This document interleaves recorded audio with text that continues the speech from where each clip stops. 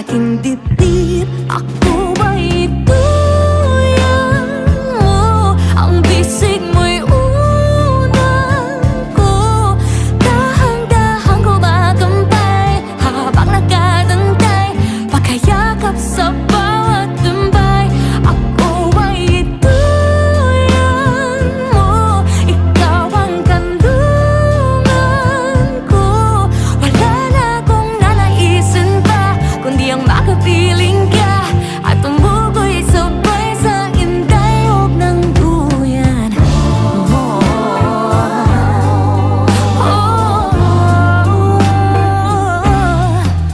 Parang musika ang naririnig tuwing mahal kita'y mamumutawi sa iyong bibig. Pabulong mo pang sinasambit, tila bumabagal ang